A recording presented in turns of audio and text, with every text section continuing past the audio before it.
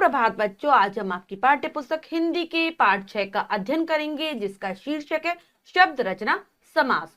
तो चलिए पाठ के अंतर्गत जानते हैं कि किस प्रकार से शब्दों की जो रचना होती है वो समास के द्वारा भी होती है।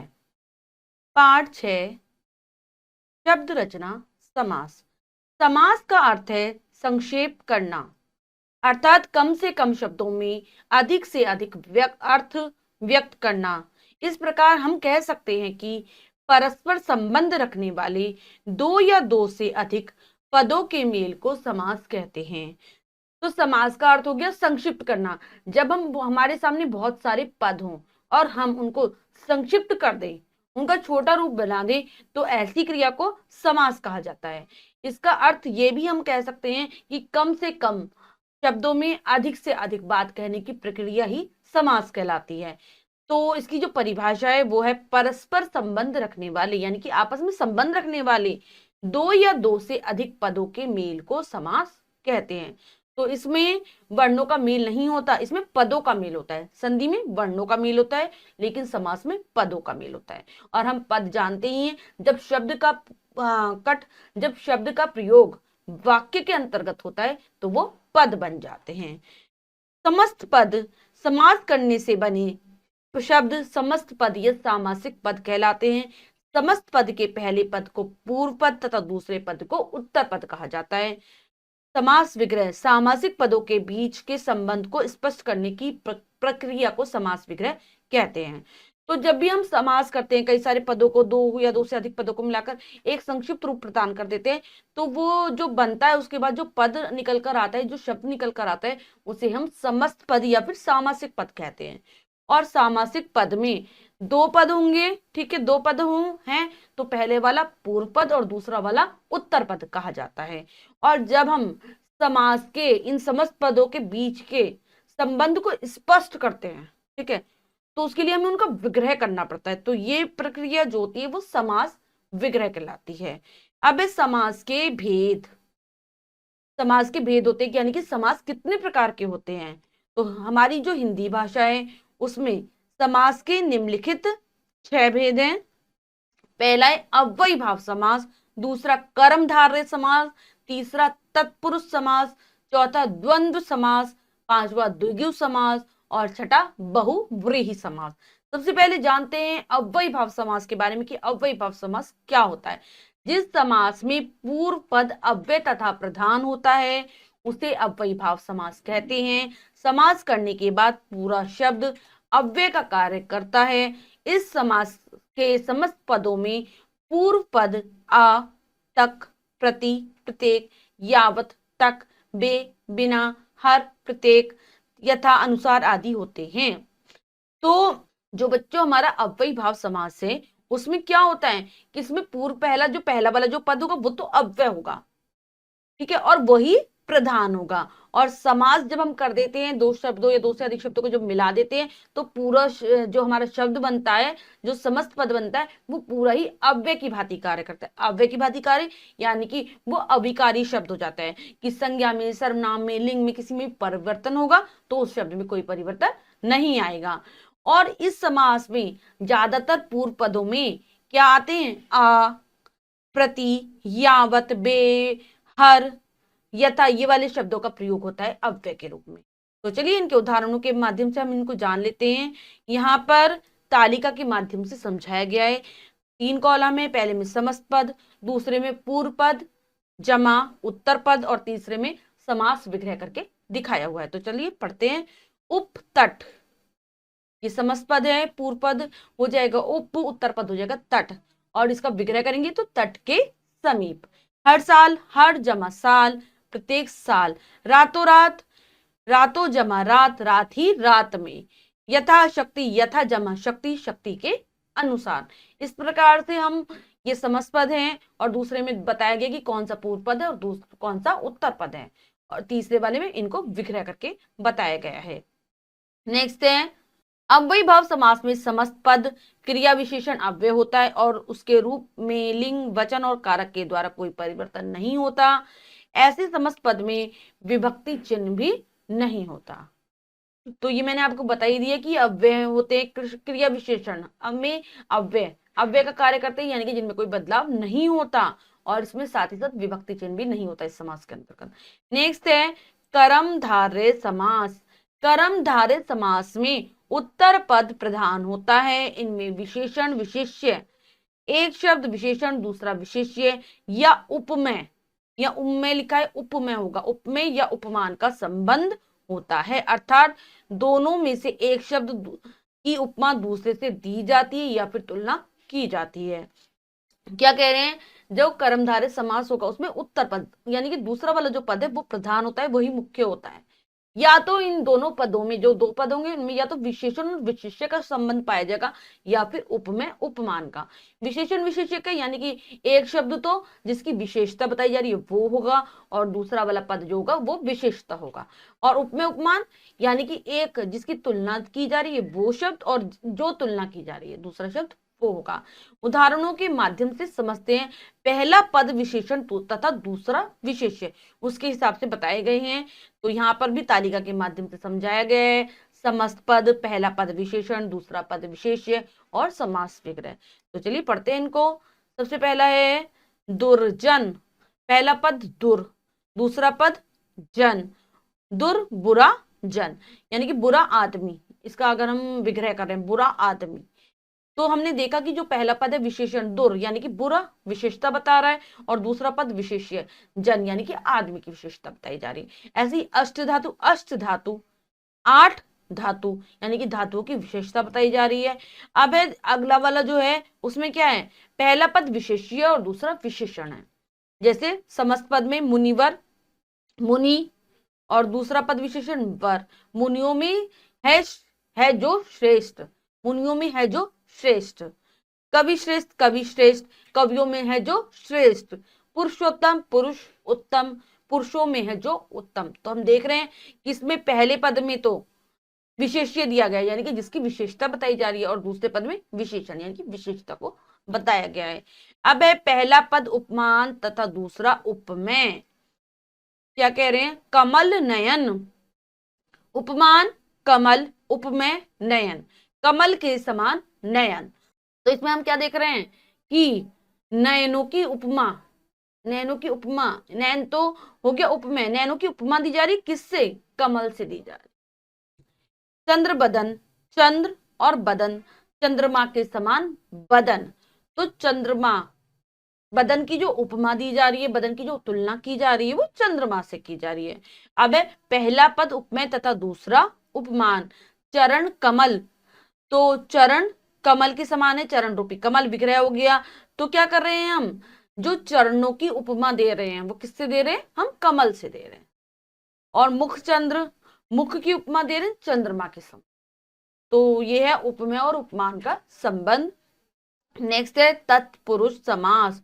तत्पुरुष समास, तत्पुरुष समास में क्या होता है, जिस समास में उत्तर पद प्रधान हो और दोनों पदों के बीच आने वाले पद सर्गों का, के, की, को के लिए से, में, पर का लोप हो उसे तत्पुरुष समास कहते हैं। तत्पुरुष समास में भी क्या होता है, उत्तर पद प्रधान होता है, और लेकिन इसमें मुख्य विशेषता क्या होती है समास में, इसमें जो भी चिन्ह आते हैं, जो हम विभक्ति कहते हैं, परसर्ग कहते हैं, वो बीच में आने पर लुप्त हो जाते हैं।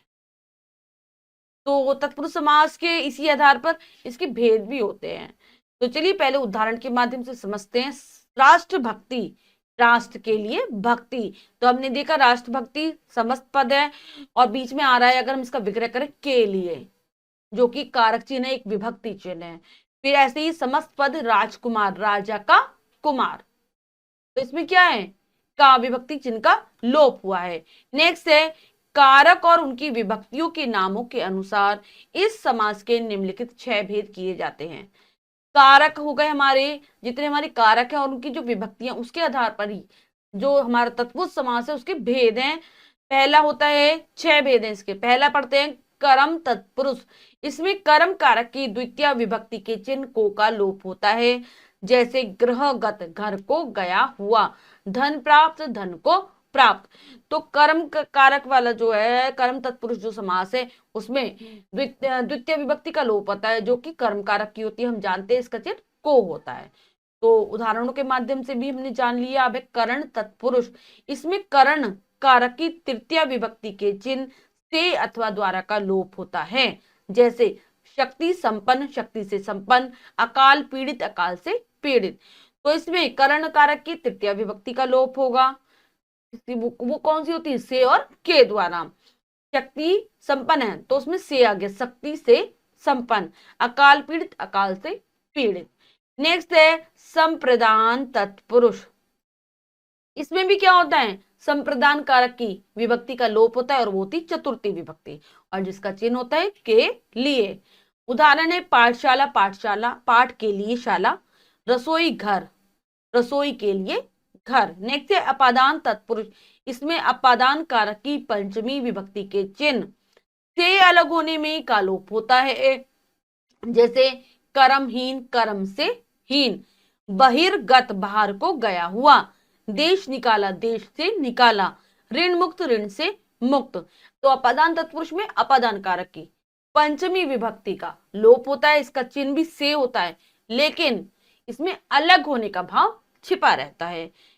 अब है संबंध तत्पुरुष। इसमें संबंध कारक की षष्ठी विभक्ति के चिन्ह का, की, के, रा, री, रे आदि का लोप होता है। तो संबंध तत्पुरुष में जो संबंध कारक की विभक्तियां हैं, षष्ठी विभक्तियां होती है, और उसके जो चिन्ह है वो काके, की, रा, रे, री होते हैं। अगर हम शब्द का समस्त पद का विग्रह करते हैं तो ये वाले चिन्ह हमें दिखाई देते हैं। इनका लोप हो जाता है जब हम समस्त पद बनाते हैं। जैसे राजभवन, राजा का भवन, अन्न त्याग, अन्न का त्याग, भारतवासी, भारत का वासी, गंगा जल, गंगा का जल। नेक्स्ट आता है अधिकरण तत्पुरुष। अधिकरण तत्पुरुष में इसमें अधिकरण कारक की सप्तमी विभक्ति के चिन्ह में, पर, ऊपर आदि का लोप होता है। जैसे अधिकरण कारक में क्या होता है? सप्तमी विभक्ति का लोप होता है और उसके चिन्ह है में, पर, ऊपर आदि। तो जब भी हम विग्रह करेंगे तो हमें ये चिन्ह दिखाई देंगे। शास्त्र निपुण, शास्त्र में निपुण, शरणागत, शरण में आगत यानी कि आया हुआ, आप बीती, आप पर बीती, कार्य कुशल, कार्य में कुशल। तत्पुरुष समास का एक उपभेद नई समास भी है। नया समास जिस समास में पहला पद निषेधात्मक हो उसे नई तत्पुरुष समास कहते हैं। तो ये भी इसका एक भेद है। और इस वाले समास में क्या होता है? जो पहला पद है वो निषेधात्मक यानी कि निषेध यानी कि ना के भाव में रहता है, किसी भी चीज के लिए ना करने के भाव में रहता है। तो उदाहरण है इसके समस्त पद और समास विग्रह दोनों करके दिखाएं। असत्य, न सत्य, अनंत, न अंत, जिसका अंत ना हो। तो हमने देखा निषेधात्मक है, जो भी पद बनेगा वो निषेधात्मक होगा यानी कि ना कर रहा होगा। नेक्स्ट है द्वंद्व समास। द्वंद्व समास जिस समास में दोनों पद प्रधान होते हैं तथा विग्रह करने पर और अथवा या एवं लगता है वह द्वंद्व समास होता है। जैसे जैसे क्या होता है? इस पद जो समास है द्वंद्व समास, उसमें दोनों पद समान होंगे, दोनों पदों की जो प्रमुखता है वो बराबर होगी। पहला पद, पूर्व पद भी और उत्तर पद भी दोनों ही मुख्य होंगे। और जब हम समस्त पद का विग्रह करेंगे, अलग अलग करेंगे समस्त पदों को, तो हमें जो सामने निकल कर आएंगे वो शब्द होंगे और, या, अथवा, एवं। तो उदाहरण के माध्यम से समझते हैं। तालिका में दो कॉलम है, पहले में समस्त पद और दूसरे में समास विग्रह करके दिखाया हुआ है। तो चलिए देखते हैं। राजा, रानी, राजा और रानी, आय, व्यय, आय और व्यय, सीता, राम, सीता और राम, राधा, कृष्ण, राधा और कृष्ण। और द्वंद्व समास में ये जो दिए होते हैं पद वो युग्म की तरह होते हैं, शब्द युग्म होते हैं ये, और बीच में छोटा सा योजक चिन्ह भी लगा होता है। नेक्स्ट है द्विगु समास। द्विगु समास जिस समस्त पद में पहला पद संख्यावाची होता है उसे द्विगु समास कहते हैं। ये समास समूहवाची भी होता है। जैसे क्या होता है? द्विगु समास में जो पहला पद होगा समस्त पद में यानी कि पूर्व पद, वो संख्यावाची होगा यानी कि कोई ना कोई संख्या दी हो गई, या फिर वो किसी ना किसी समूह को इंगित कर रहा होगा, दिखा रहा होगा समूह के बारे में। तो वो होता है द्विगु समास। उदाहरण है सतसई, सात सई दोहों का समूह, शताब्दी 100 वर्षों का समूह, चतुर्भुज 4 भुजाओं का समूह, त्रिलोक 3 लोकों का समूह। जब हम विग्रह करेंगे तो इस प्रकार से लिखेंगे समूह, अंत में समूह लगाएंगे, या फिर समाहार लगता है इसमें। नेक्स्ट है बहुव्रीहि समास। बहुव्रीहि समास, जिस समास के समस्त पदों में कोई भी पद प्रधान न होकर अन्य पद प्रधान हो उसे बहुव्रीहि समास कहते हैं। बहुव्रीहि समास द्वारा रचित शब्द विशेषण का कार्य करता है।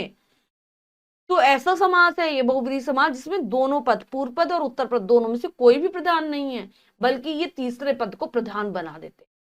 यानी कि दोनों पद मिलकर तीसरे पद की तरफ इशारा करते हैं और वही मुख्य होता है इसमें।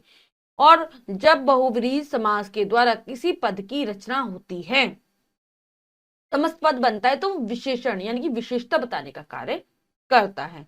तो चलिए देखते हैं उदाहरणों के माध्यम से। दो कॉलम में, एक में समस्त पद और दूसरे में विग्रह करके बताया हुआ है।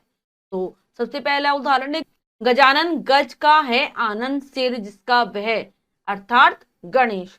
श्वेतांबरा सफेद वस्त्र, सफेद है वस्त्र जिनके वह, अर्थात सरस्वती। पंकज पंख में जन्म लेने वाला, अर्थात कमल। लंबोदर लंबा है उदर जिसका वह, अर्थात गणेश। नीलकंठ नीला है कंठ जिनका वह, शिव जी।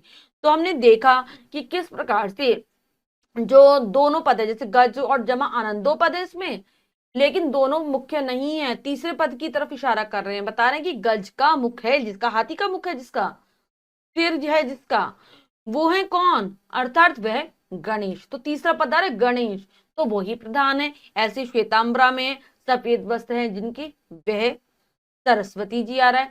तो इन पदों में अर्थात यानी कि तीसरे पद को प्रधानता दी जाती है। नेक्स्ट है कर्मधारय और बहुव्रीहि समास में अंतर। इन दोनों में क्या अंतर है, कर्मधारय और बहुव्रीहि समास में।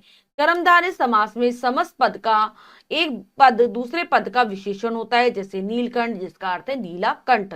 जबकि बहुव्रीहि समास में विशेषण विशेष्य का संबंध नहीं होता।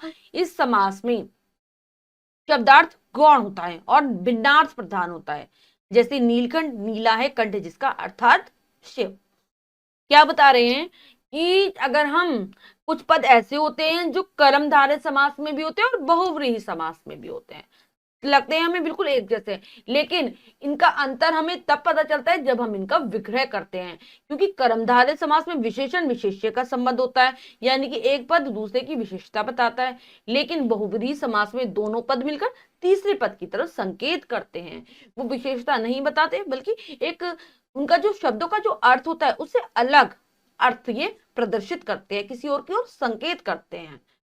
तो इन दोनों में यही अंतर है और विग्रह से ही पता चलता है। जैसे हम एक शब्द लें नीलकंठ, अगर हम कर दे केवल नीला कंठ तो हो जाएगा कर्मधारय समास, और अगर हम करें नीला है कंठ जिसका वह, फिर हमें तीसरा पद लिखना पड़ेगा, अर्थात शिव, तो ये हो जाएगा बहुव्रीहि समास।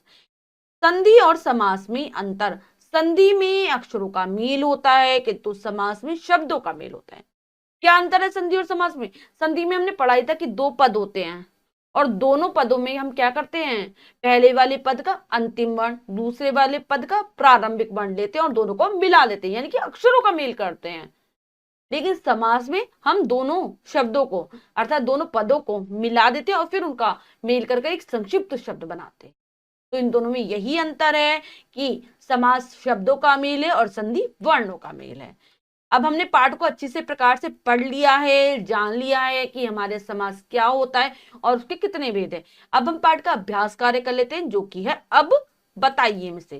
पहला प्रश्न पढ़ते हैं और उसे करने की कोशिश करते हैं। सही विकल्प वाले गोले को रंगिए। तो बच्चों इस प्रश्न में 4 विकल्प हैं, 3 विकल्प गलत हैं, 1 विकल्प सही है।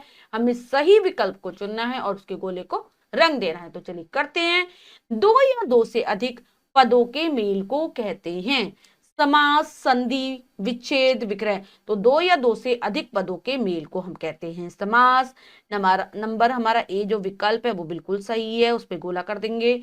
जिस समास में तृतीया विभक्ति के चिन्ह के द्वारा का लोप होता है समास होता है संबंध तत्पुरुष, करण तत्पुरुष, कर्म तत्पुरुष, अपादान तत्पुरुष। तो जिसमें तृतीया विभक्ति के चिन्ह के द्वारा और से का लोप होता है वो होता है करण तत्पुरुष। तो हमारा बी विकल्प सही है, लगाएंगे बी विकल्प पर गोला।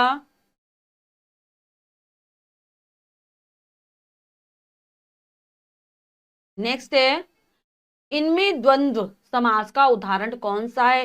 रातों रात, त्रिलोक, राजा रानी, श्वेतांबरा। तो द्वंद्व समास का जो उदाहरण है वो है नंबर सी विकल्प, राजा और रानी विग्रह होगा, राजा रानी। ठीक है, ये है हमारा किसका उदाहरण? ये है हमारा द्वंद्व समास का उदाहरण। नेक्स्ट करेंगे, इनमें बहुव्रीहि समास का उदाहरण है लंबोदर, नीलकंठ, पीतांबर, ये सभी। तो ये सारे ही हमारे बहुव्रीहि समास के उदाहरण हैं। तो लगाएंगे डी विकल्प पर, जो कि हमारा बिल्कुल सही विकल्प है। अगला प्रश्न पढ़ते हैं, सुमेल कीजिए। कट अगला प्रश्न पढ़ते हैं, सुमेल कीजिए। तो बच्चों यहाँ पर 2 कॉलम है, तो पहले कॉलम में कुछ शब्द लिखे और दूसरों में उनके समास के आधार पर उनके अर्थ दिए गए हैं। हमें मिलान करना है, तो चलिए करते हैं। पहला वाला है दशानन। दशानन किसे कहा जाता है? कहा जाता है रावण को। तो लगाएंगे रावण पर। नेक्स्ट है गजानन। गजानन गणेश। पंकज, पंकज हो गया कमल, और श्वेतांबरा, श्वेतांबरा सरस्वती। नेक्स्ट है निम्नलिखित प्रश्नों के उत्तर दीजिए। तो बच्चों नीचे कुछ प्रश्न दिए गए हैं जिनके आपको उत्तर लिखने हैं।